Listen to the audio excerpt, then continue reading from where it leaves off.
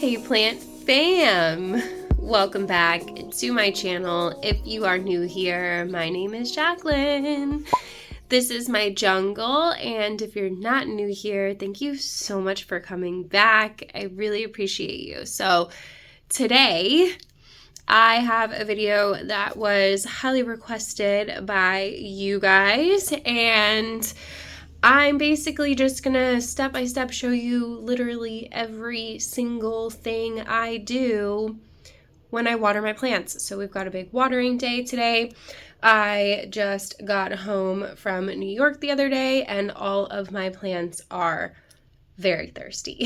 So this is what I use to water my plants. I'm gonna show you guys literally every single thing that I do. We're not gonna skip over anything besides probably what I put in my water, because I do have a whole video dedicated to that I'll link up here for you guys. So I'm going to go just like quickly through and show you everything I put in my water. But if you want like a more in-depth, like why I use all of these things in my water, definitely go and check out that video. So we're going to head into the kitchen. My plant room is also a disaster, so I need to like tidy up in here a little bit. But we're going to go in the kitchen, fill this guy up, and water all my plants.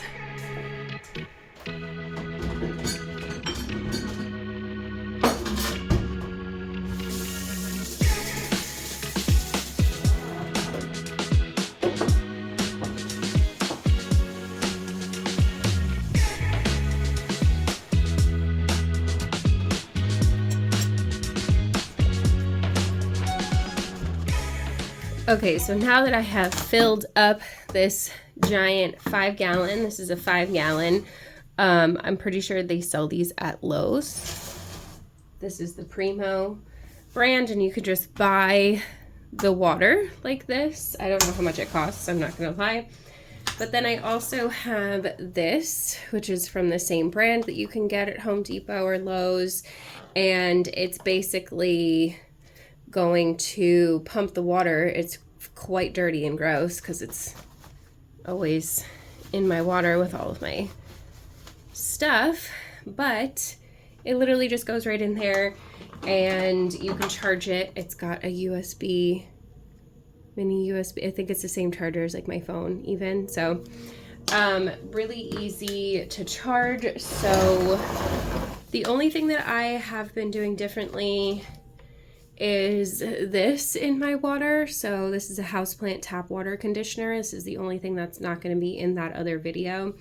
And it is exactly what it says it is. It removes chlorine and chloramine, and it detoxifies heavy metals and helps buffer pH. So I do put this in there because I am just using tap water. Obviously, you're more than welcome to use distilled water, RO water, whatever makes you happy, but I'm not going to buy water, so, and I don't have an RO system, reverse osmosis water, so, and I don't have time to filter 5 gallons of water. I actually go through 10 gallons of water in a watering day, so I do this twice, so it's just easier for me to be able to add everything in here at one time. So I do honestly used to measure things, but I kind of just like know now what needs to go in certain amounts. So we do that. I don't have any silica right now, but I do use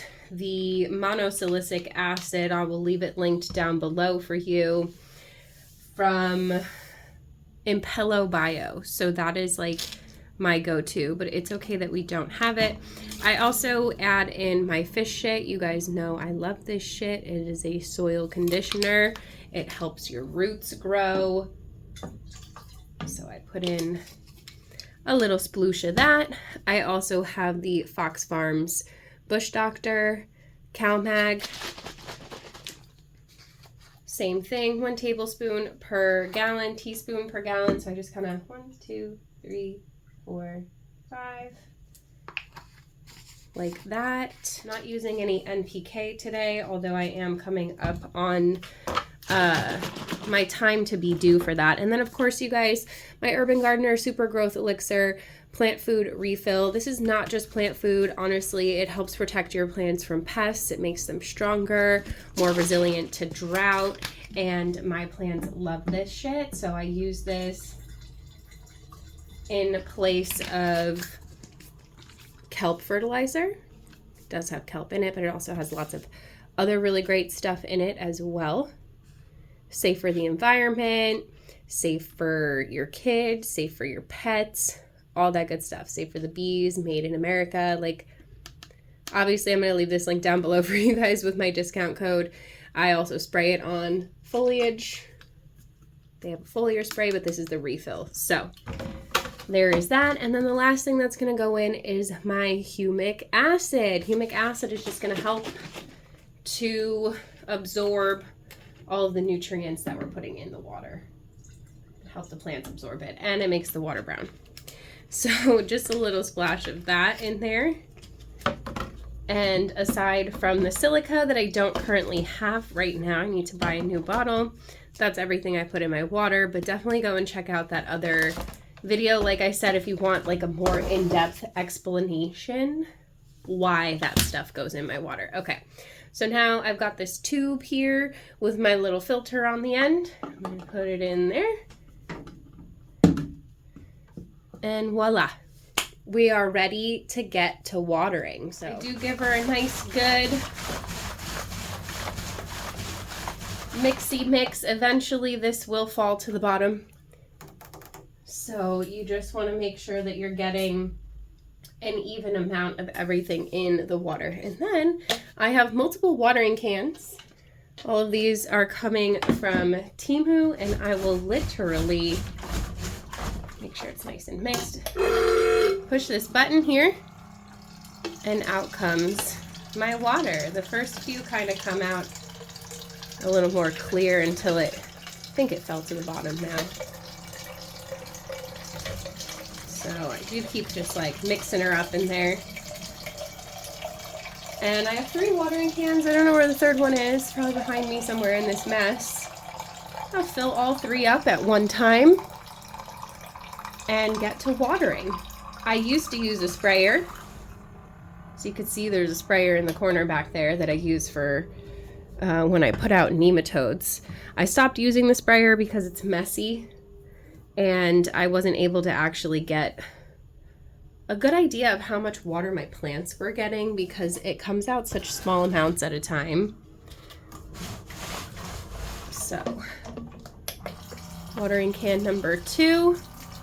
There are definitely fungus gnats that we're gonna see probably flying up out of the soil as we water. I need to do nematodes again. I haven't been putting the SNS 209, which is a all-natural systemic, into my water for a little while now because I've been doing the nematodes, but I think I need to do it one more time because I've definitely seen less fungus gnats, but I'm seeing them.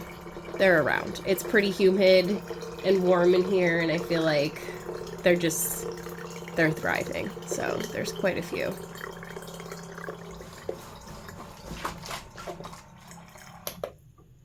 Okay, that is literally every single thing that I do. Oh, here's my 3rd watering can.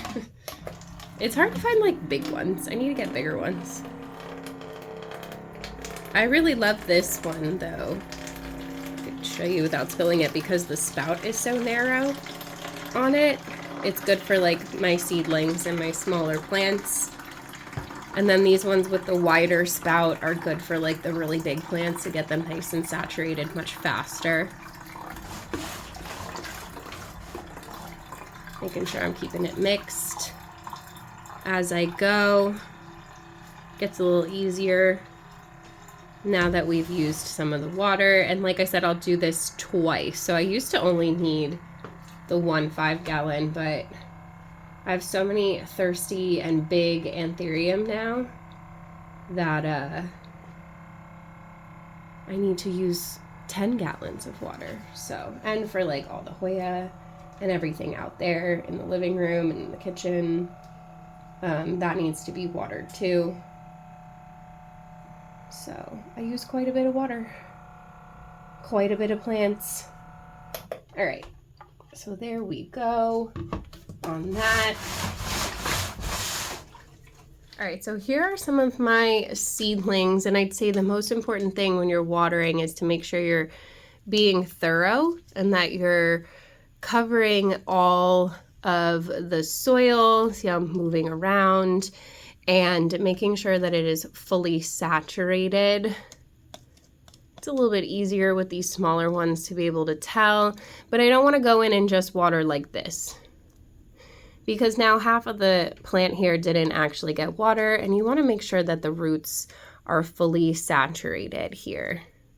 The water is going to pool up, so I'm just trying to make sure I'm not going too overboard, but you do just want to cover every bit of the soil.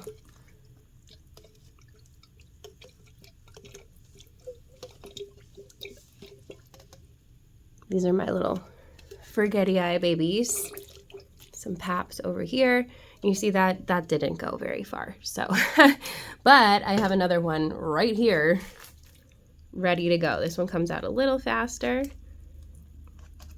But you see, I'm just trying to make sure I cover the soil and not get the leaves, honestly, because the humic acid kind of stains them. So let's move over here to some bigger plants, so you can see how I do that. I just want to make sure that I'm covering all the sides and fully saturating the soil. And then what I'm going to do in maybe about an hour or two, or even tomorrow, is go through and make sure that there's not a bunch of water standing in the bottom. See, these roots are very thirsty though, so I am going to leave it for now and let it just absorb everything that it wants to. But I do want to make sure that I'm not letting it sit in water, and that standing water is also going to attract fungus gnats. So you definitely want to be really deliberate when you're using. Most of my things have catch pots here or trays, so I do have to go back through and make sure that I take them all out and check that there's no water in here. If not later today, then definitely tomorrow. So you want to water thoroughly, saturate the soil completely, but then make sure that it's not sitting in water. Make sure that your plants are able to dry out as well. You don't want them sitting in water. We call that wet feet. Ooh, she's putting out a new leaf over there. Crystallinum, since I repotted her. And as you can see, some of these pots are pretty snug in their catch pots, not like this one where there's gaps. So there's airflow and this water will evaporate, but there are some that, like this one, are in a ceramic pot where there is really no airflow. So it's really, really, really important. Look, you could see that it's still even just a little bit moist in there.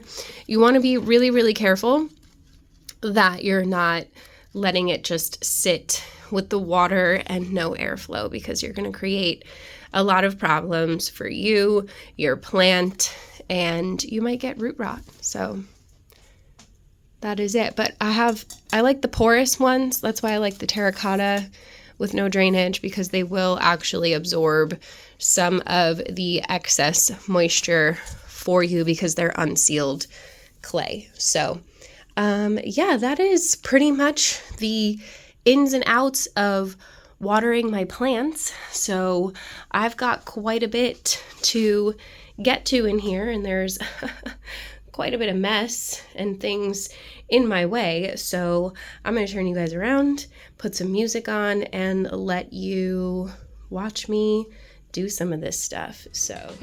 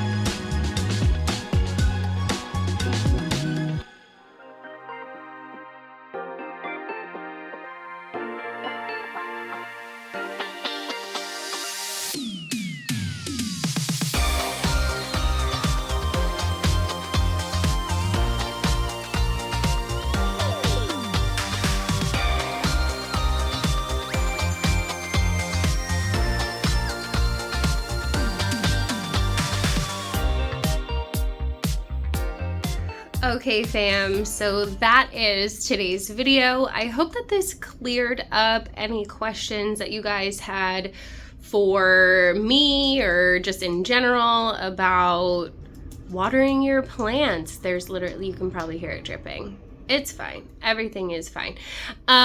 So yeah, I water my anthurium, just like for your reference, at least once a week. The seedlings definitely dry out faster than that, so they get watered every like 5 or 6 days. It kind of just depends on when I see that the soil is dry.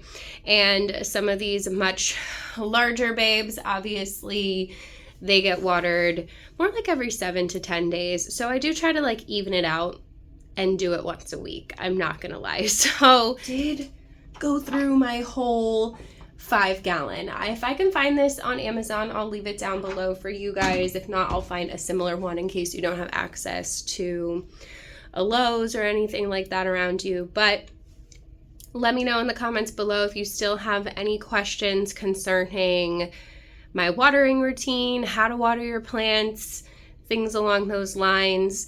And let me know in the comments below, what do you use to water your plants? Do you fill up a bunch of watering cans? Do you have a sprayer? Do you hook up a hose to your faucet? I know some people do that. I would love to know in the comments below, because clearly I have a lot of plants and it is quite time consuming to do all of this. So I'll leave everything down below for you guys, all the products that I put in my water, everything that I showed you here today. And if you enjoyed this video, you should give it a thumbs up. Don't forget to subscribe, all that good stuff, fam. If you watched this whole thing, leave me some like water droplet emojis. And I love ya. I hope you're having a beautiful day wherever you are out there in the world. Don't forget to spread kindness. There's construction going on outside. Don't forget to stay hydrated and water your plants. And I hope I see you guys in the next one.